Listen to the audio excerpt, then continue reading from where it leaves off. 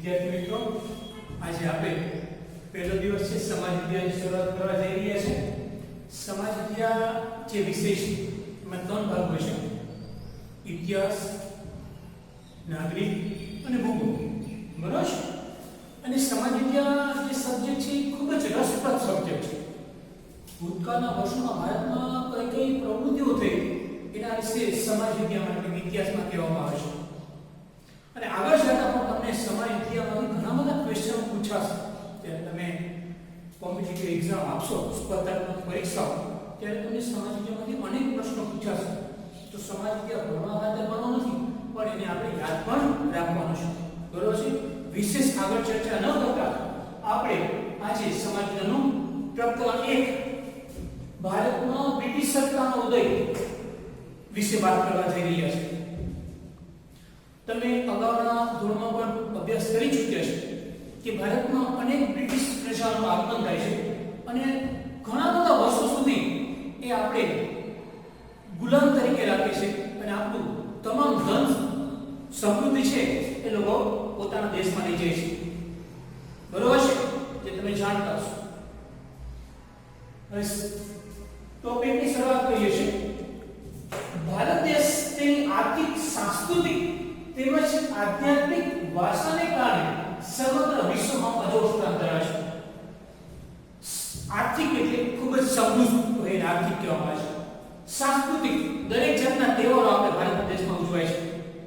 હોળી છે, દિવાળી છે, તમામ જાતના તહેવારો ભારતમાં ઉજવાય છે. અને ત્રીજો શબ્દ છે આધ્યાત્મિક. તમે બધા જ ભગવાનમાં માનતા હોય છે. આ ત્રણેય વસ્તુને કારણે ભારત દેશ છે એ અજોડ દેશ, વિશ્વમાં એનું નામ ગણાય છે. અને જો વિશ્વને કોઈ સંસ્કૃતિની ભેટ આપી હોય તો એ આપણો ભારત દેશ છે. કારણ કે ભારત દેશની ચારે બાજુ મોટા મોટા તીર્થધામો આવેલા છે. બીજું તો વાત કરીએ તો ભારત આર્થિક સમૃદ્ધિને કારણે વિશ્વના ઘણા દેશોની પ્રજા ભારતમાં આવી. ભારત ખૂબ જ ધનાઢ્ય દેશ હતો, ખૂબ જ સમૃદ્ધ દેશ ગણાતો. અને પરિણામે વિદેશી પ્રજા ભારતની સમૃદ્ધિથી આકર્ષાઈને ભારત દેશમાં વ્યાપાર અર્થે આવે છે. ટૂંકમાં કહીએ તો ભારત દેશને સોને કી ચિડિયા કહેવામાં આવે. ટૂંકમાં કહીએ તો ભારત દેશને સોને કી ચિડિયા કહેવામાં આવે. ભારત દેશ છે એ સોનાની ચિડિયા, જેમ કે સોનાની ચકલી હોય એવી એને ભારત દેશને ઉપમામાં ઉપવા આપવામાં આવે છે. શા માટે? તો ભારત દેશ છે એમાં ખૂબ જ ધન, સમૃદ્ધિ, વૈભવશાળી દેશ હતો. ભારતના મરી મસાલા, તેજાના, મલમલ, રેશમી કાપડ, બરી વગેરેની યુરોપના દેશોમાં ખૂબ જ માંગ હતી. ભારતમાં જે વસ્તુનું ઉત્પાદન થતું, જેવી કે મરી મસાલા, તમને ખબર છે મરી મસાલા, તેજાના, મલમલ, રેશમી કાપડ, બરી, આ બધા જ વસ્તુઓની યુરોપના દેશમાં ખૂબ જ માંગ હતી. યુરોપવાસીના આ વસ્તુ સિવાય ચાલી શકે તેમ ન હતું. ખાસ કરીને ભારત અને યુરોપ વચ્ચે વ્યાપાર જમીન માર્ગે તેમજ જળ માર્ગે થતો. મરી મસાલાની, તેજાના બધી માંગ હતી, તો આ બધી જ વસ્તુઓ છે ભારતથી યુરોપ દેશમાં નિકાસ કરવામાં આવી.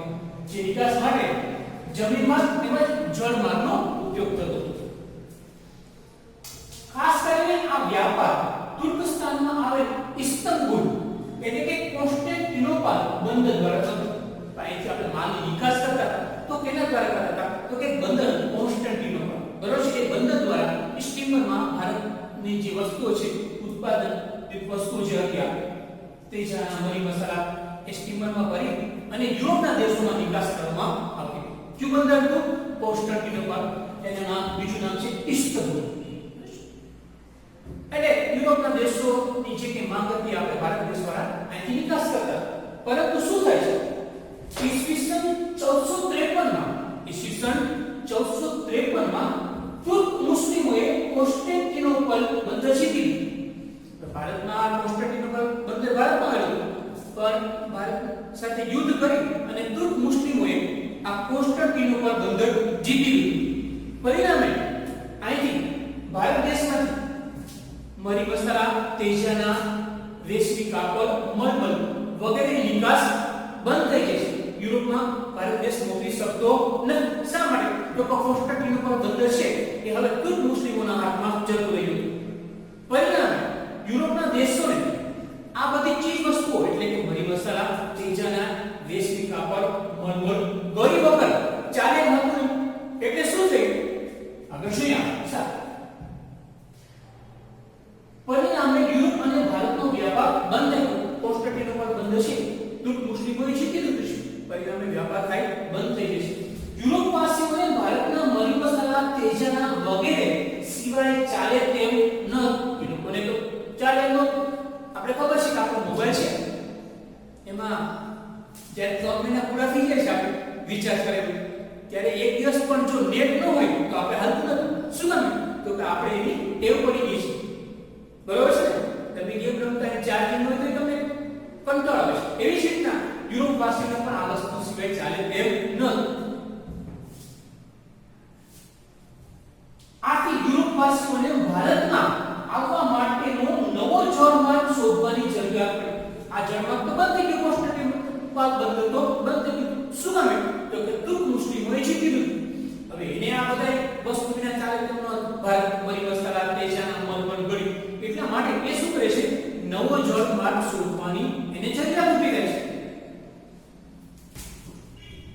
અને ઘણા બધા સાહસિક વીરો ભારતમાં આવવા માટે જળમાર્ગ શોધવા માટે કોશિશ કરે છે. ઘણા બધા સાહસ વીરો.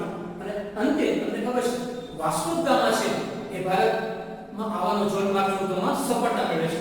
ભારતના કાલિકટ બંદરે આવે છે અને પરિણામે એને ભારતનો નવો જળમાર્ગ મળી જાય છે. એ આગળ જોઈએ અને ચર્ચા કરીએ.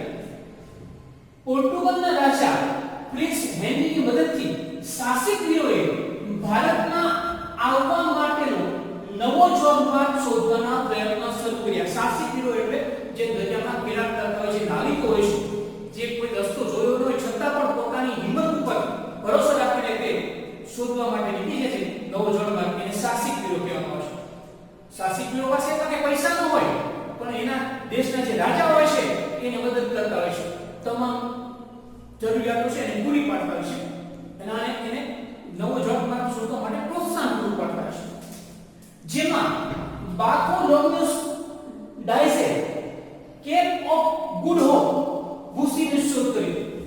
આ સાહસિક રીત છે બાર્થોલોમ્યુસ ડાયસે એક દેશની શોધ કરી છે, ભૂમિની શોધ કરી છે. એનું નામ છે કેપ ઓફ ગુડ હોપ.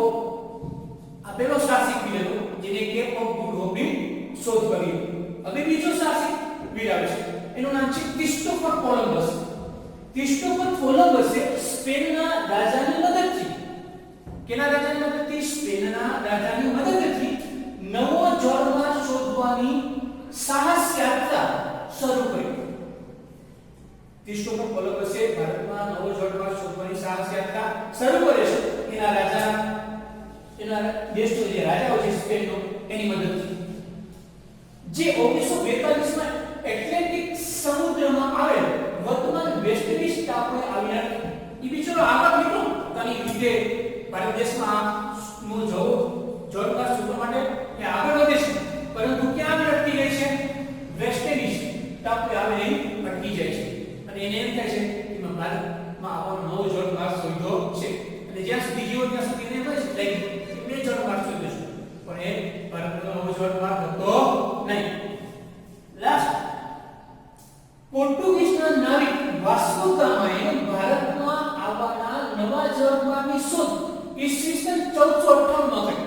હવે આ ત્રીજો સાહસિક છે પોર્ટુગીઝનો નાવિક છે. નાવિક દરિયામાં જે હોરી ઉપર બેસીને નાવિક કહેવામાં આવે છે. વાસ્કો દ ગામાએ ભારતમાં આવવાના નવા જળમાર્ગની શોધ કઈ સાલમાં કરી?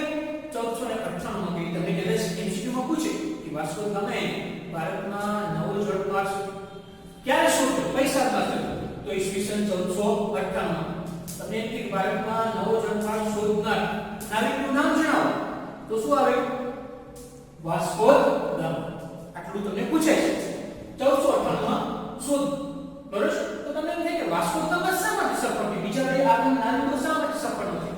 તો આ વાસ્કો દ ગામા હતો એને એક ભારતનો નાવિક દરિયામાં ભેગો થઈ જાય છે અને પરિણામે વાસ્કો દ ગામાને મદદ કરે છે અને વાસ્કો દ ગામા ભારતમાં આવવા માટે સફળ થાય છે.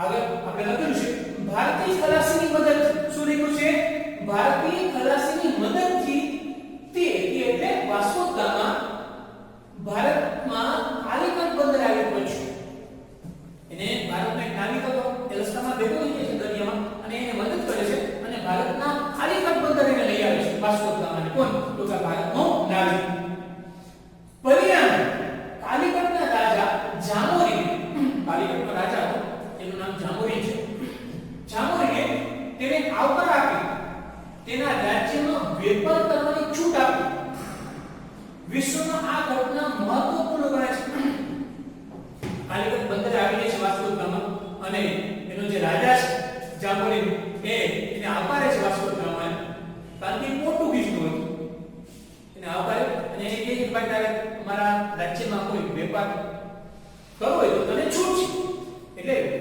આ ઘટના છે વિશ્વના આ ઘટના મહત્વપૂર્ણ ગણાય છે શું કામ તો કે આ ઘટનાથી જ ભારતમાં વિદેશી પ્રજાનું આગમન થાય છે આ ઘટનાથી જ ભારતમાં વિદેશી પ્રજાનું આગમન થાય છે એટલા માટે આ ઘટના છે મહત્વપૂર્ણ ગણાય છે આગળ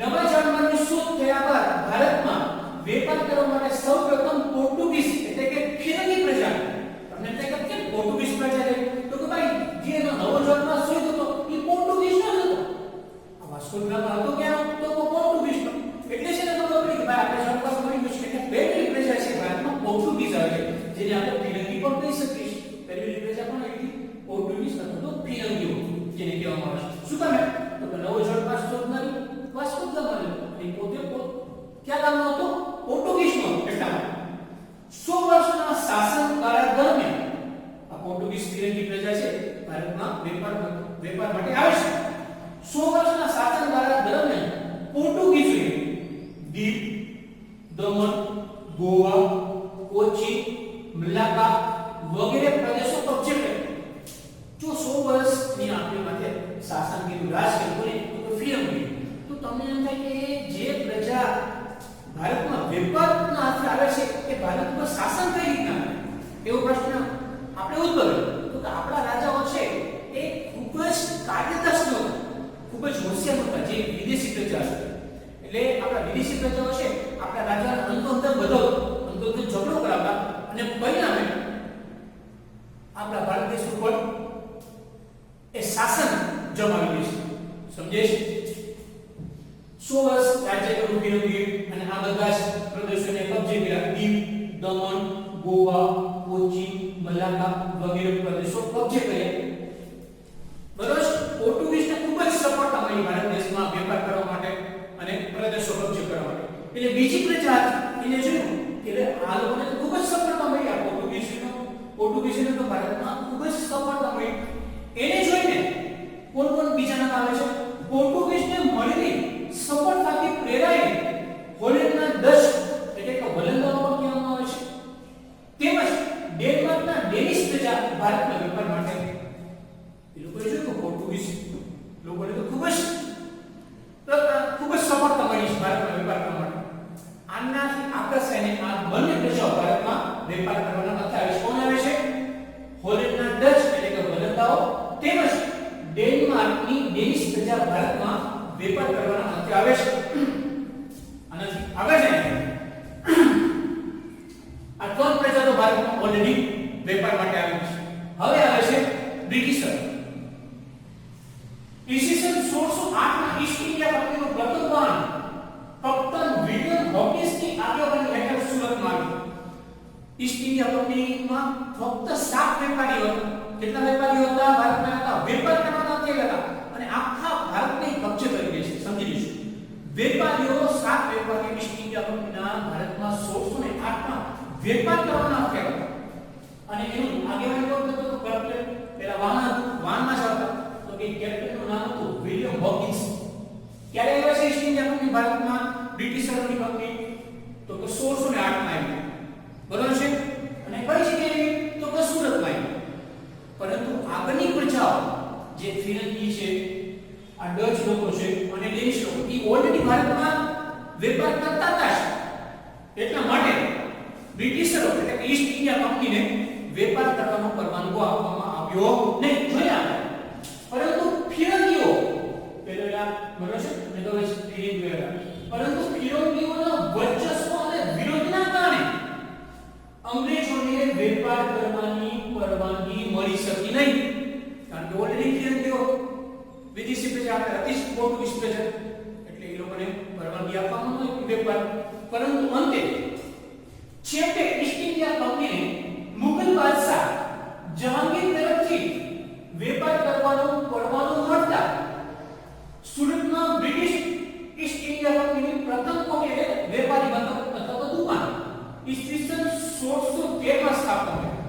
મુગલ બાદશાહ હતો એને કીધું કે કઈ વાંધો નહીં, બ્રિટિશ ઈસ્ટ ઇન્ડિયા કંપની હતી એને કીધું કે વાંધો નહીં, મારા રાજ્યમાં તમે વેપાર કરો સુરતમાં, મને કોઈ વાંધો નથી. એટલે 1613 માં બ્રિટિશ ઈસ્ટ ઇન્ડિયા કંપનીએ પોતાનું વેપારી મથક ક્યાં ઊભું કર્યું? સુરત. બરોબર છે. એને પગ પેસારો કર્યો પણ ઈસ્ટ ઇન્ડિયા કંપની. શરૂઆતના વર્ષોમાં કંપનીએ એટલે કે ઈસ્ટ ઇન્ડિયા કંપનીએ સુરત, ભરૂચ, અમદાવાદ વગેરે જેવા સ્થળોએ પોતાના વેપારી મથકો સ્થાપ્યા. આ 3 જગ્યાએ પોતાના વેપારી મથકો સ્થાપ્યા. બરોબર છે. અને સમય જતાં ત્યારબાદ કંપનીએ મછલીપટ્ટનમ એટલે કે આંધ્રપ્રદેશ, સેન્ટ જોર્જ એટલે કે ચેન્નઈ અને ફોર્ટ વિલિયમ એટલે કે કોલકાતા વગેરે સ્થળોએ કોઠી સ્થાપી. અને આ કંપનીનું બધું જ વહીવટી મુંબઈથી દ્વારા થતો હતો. ખ્યાલ આવી ગયો? બરોબર છે. હવે ઈસવીસન આના પછી એક પ્રજા આવે છે. ઈસવીસન 1668 માં ભારતમાં વેપાર કરવા માટે ફ્રેન્ચ ઈસ્ટ ઇન્ડિયા કંપની, જો ફ્રેન્ચ છે આ કઈ હતી? આ ઈસ્ટ ઇન્ડિયા કંપની, આ બ્રિટિશ ઈસ્ટ ઇન્ડિયા કંપની હતી. આ કઈ કંપની છે? ફ્રેન્ચ ઈસ્ટ ઇન્ડિયા કંપનીનું આગમન થયું. એના પછીની પ્રજા સમય જતાં આ કંપનીએ માહે, કરાઈકલ, પોંડિચેરી, ચંદ્રનગર, મછલીપટ્ટનમ વગેરે પ્રદેશોમાં પોતાના વેપારી મથકો ઊભા કર્યા. બરોબર છે. આ ફ્રેન્ચ ઈસ્ટ ઇન્ડિયા કંપની છે એને પણ પોતાના વેપારી મથકો ઊભા કર્યા છે.